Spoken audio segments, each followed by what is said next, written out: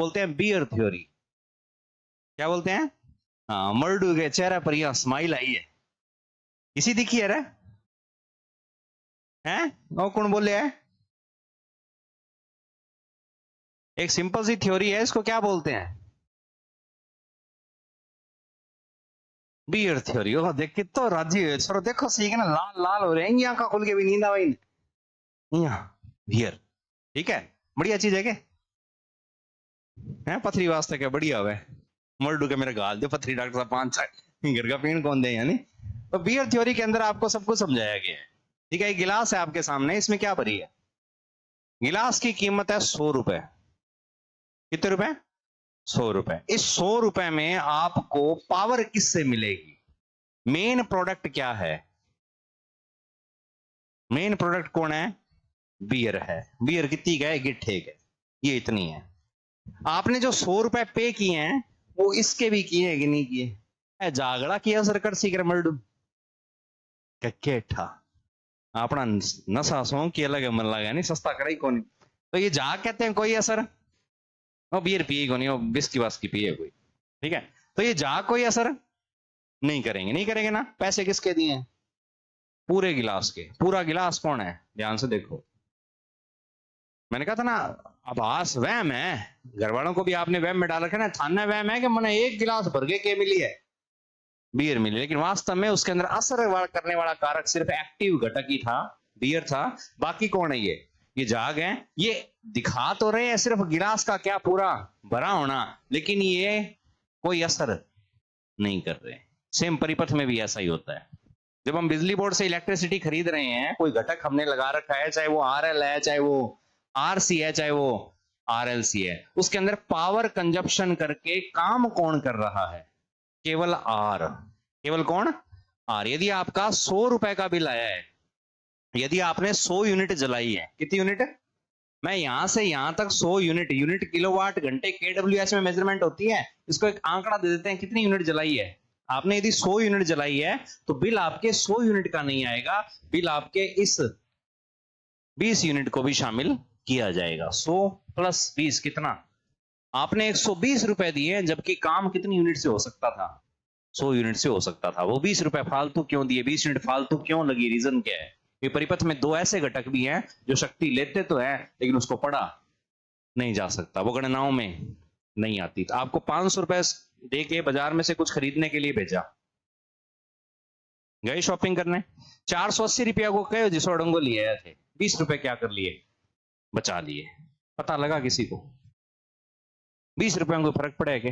मान लो थाने तेल गलाने भेजो मोटरसाइकिल में 500 को, 480 को गलाए हो, था लगेगा 20 रुपया में है? कुछ भी है, परियां तो जमा ही 50 को उड़ा दे, कोई ठाको नहीं, कुछ भी पता नहीं लगेगा ना। हाँ, अब ये नुकसान किसके लिए था? घरवालों की नजर में कितने रुपए का तेल आया? 500 का। गपड़ा कितने का था? 20 का। वास्तविक रूप से कितने मिले थे?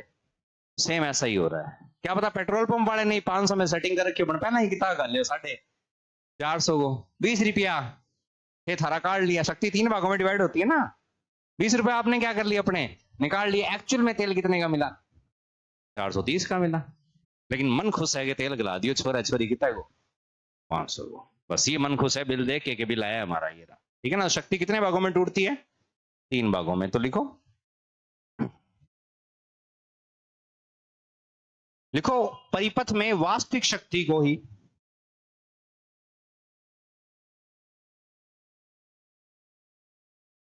गणनाओं में शामिल किया जाता है। परिपथों में वास्तविक शक्ति को ही गणनाओं में शामिल किया जाता है,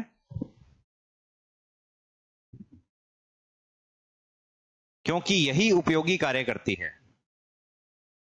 क्योंकि यही उपयोगी कार्य करती है।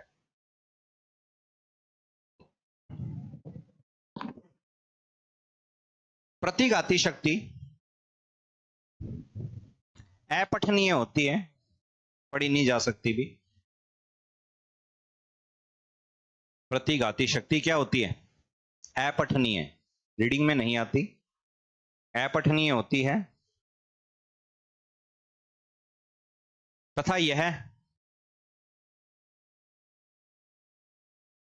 यह वास्तविक शक्ति के मान को घटाती है।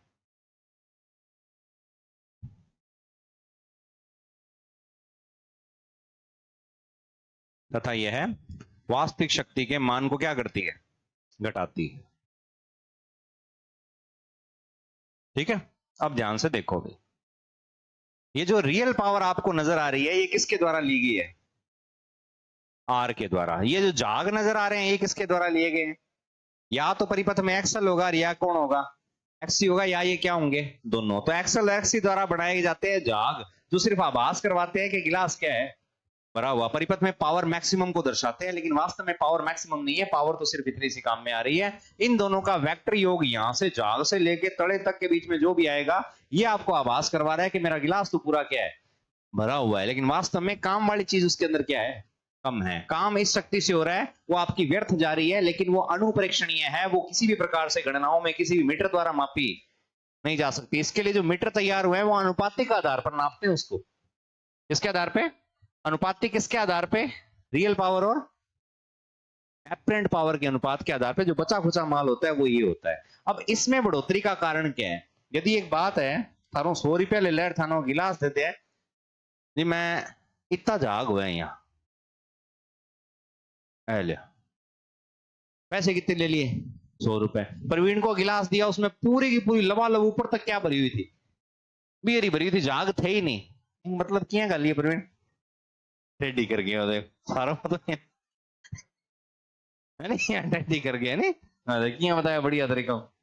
ठीक है ना, तो पता सब है, कोई दिक्कत नहीं है। तो कहने का मतलब है एक व्यक्ति ने 100 रुपए अदा किए, टेडी करके फुल ऊपर तक, सिर्फ क्या मिली? बियर ही बियर। कितने रुपए लगे?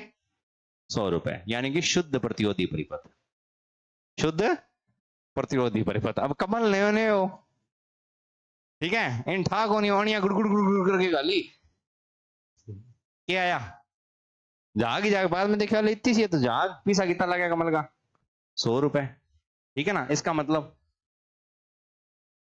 चलो और करा गालिया सीधे ही क्या आ गया, बोतल हल्की मन लगे, सिर्फ बहुत क्या थे इसके अंदर? जाग ही जाग। इसका मतलब शुद्ध इंडक्टिव, शुद्ध कैपेसिटिव। एक्टिव पावर का मान कितना होता है? 0 होता है। Active power 0। फिर अगर ऐसा मिले तो ये RL हो सकता है, ये RLC हो सकता है। R का मान जितना ज्यादा होगा, जाग उतने ही कम होते जाएंगे। दिखाया गया चित्र कौन सा है? दिखाया गया गिलास किस परिपथ को दर्शाता है? शुद्ध प्रतिरोधी, शुद्ध इंडक्टिव, शुद्ध कैपेसिटिव। RL, RC, RLC। जल्दी आराम से सोच के। ये RL को भी दिखाता है, क्योंकि हमें नहीं पता अभी क्या है, अभी हमें नहीं पता कि ये RC है, हमें नहीं पता ये RLC है, कोई भी हो सकता है। समझ रहे हो बात को? तो इससे समझ सकते हो किस प्रकार से शक्ति के मान में कमी या क्या होती है?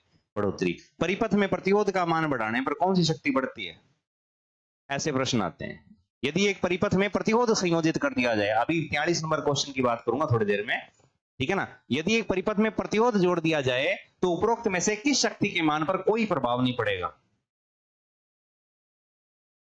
किसके मान पर? आभासी के मान पर कोई प्रभाव नहीं पड़ेगा। किस शक्ति के मान में कमी आएगी?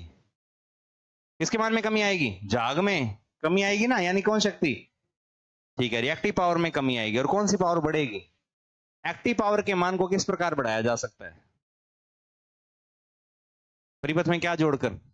प्रतिरोध जोड़कर। परिपथ में इंडक्टर और कैपेसिटरों को हटाकर भी इसके मान को बढ़ाया जा सकता है। एक ऑप्शन बच गया, उसकी भी चर्चा कर। ठीक है, लिखो आगे। बना लो गिलास यो है नहीं? जरूरत है क्या? प्रैक्टिकल कर लो, है नहीं? बड़ी आदत है प्रैक्टिकल आएंगे, वो तो कर ही लोगा सामने। अब आइंदा बात जो भी हो, यहाँ प्रैक्टिकल कर सी एक बार ना एक बार दिमाग में जरूर आएगा, वास्तविक शक्ति थोड़ी सी है, आभासी ज्यादा, है नहीं? टेढ़ होकर के गाल, शुद्ध प्रतिरोधी बना, ये ना कर यार, है नहीं? ये आएगा ना दिमाग में? हम नहीं सर, वो नहीं आना चाहिए। ठीक है, देखो नेक्स्ट वीक। तो ये थी भी आपकी परिपथ में शक्ति। इसको बनाना है और कॉम्प्लिकेटेड भी कर सकते हैं और मुश्किल भी कर सकते हैं और डीपली भी जा सकते हैं, लेकिन हमें आवश्यकता नहीं है अभी। ठीक है ना, दोबारा से बता देता हूं मैं। एक और तरीका है इन शक्तियों के नामों को लिखने का, वो भी थोड़ा याद रख लेना। अरे किस्मत माड़ी यार, मन ध्यान है थारा, वो ही पूछेगा। ये देखो, एक और त्रिभुज है। वास्तविक शक्ति को किससे दिखाया गया है? P से। एपरेंट को S से, रिएक्टिव को Q से। P Q S। आगे P Q R S आएगा, P बटा Q बराबर, अभी कोई लेना देना को नहीं, ठीक है ना, वैसा मत मान लेना। तो ये भी लिख लो, एक्टिव पावर का प्रतीक P है, रिएक्टिव का Q है, इसका S है। ये भी प्रतीक होते हैं।